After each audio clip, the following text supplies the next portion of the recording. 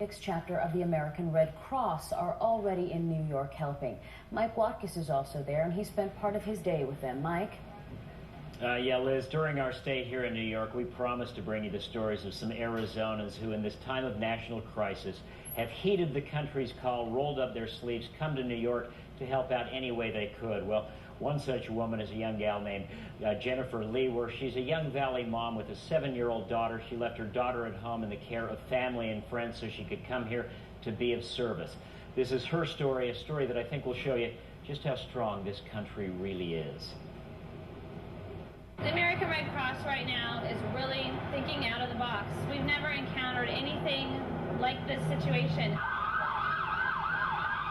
On the hurly-burly streets of Manhattan, streets that in some sectors quite literally become the scene of war, a charming and caring young Phoenix woman by the name of Jennifer Leewer is truly like a breath of fresh air.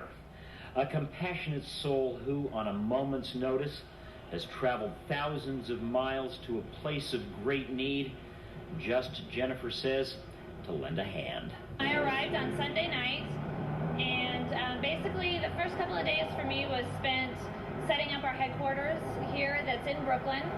We've occupied a 4-story building and literally just turned it into a working office. Thank you very much. And in her role as an official with the American Red Cross, Jennifer now finds herself on the front line. A front line that just a couple of weeks ago would have been completely incomprehensible.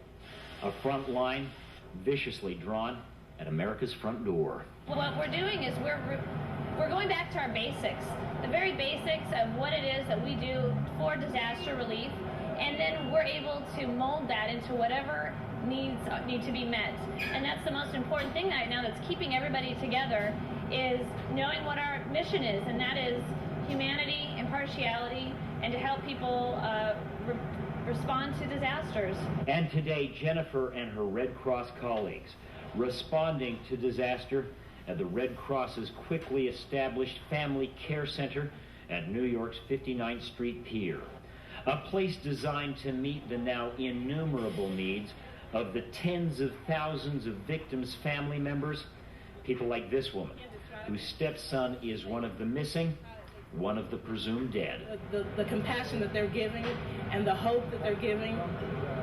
Is it a tangible help to your Yes, family? it is. Yes, it is. They have counseling that the approach that they take to talking to you at least gives you hope, just in and of itself. Everybody wants to be able to help in some way, and I have to tell you, it's a huge privilege to be here myself and to actually be able to be a part of this. And no matter how hard it might be, it's something that I'm absolutely grateful for. I can't even explain it.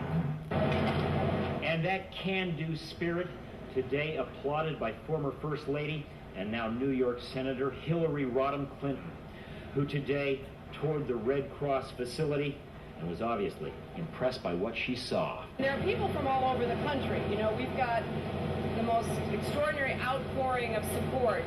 People who drop their jobs, people who are part of the Red Cross, who answer the call to a terrible disaster like this.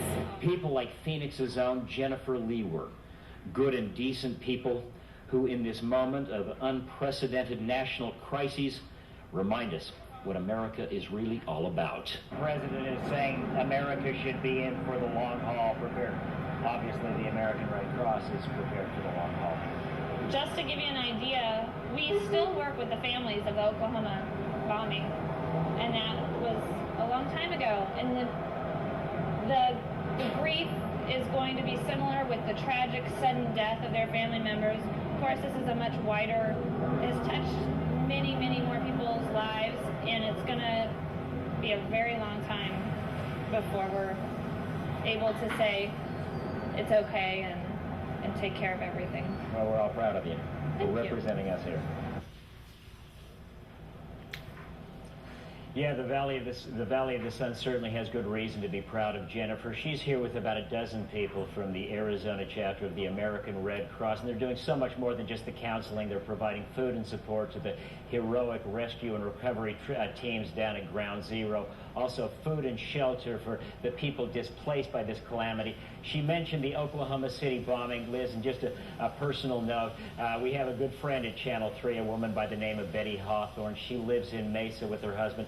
Betty lost her son in the Oklahoma City blast, and today Betty got me a message saying she wants me to light a candle for her because she says she wants the people of New York to know that there are a lot of folks out there that love them, support them, and know this ordeal that they're going through. So Betty, if you're listening, we'll light that candle before we leave New York. You know what? That is so touching. Very nice, Mike. Thanks a lot. We'll see you later on.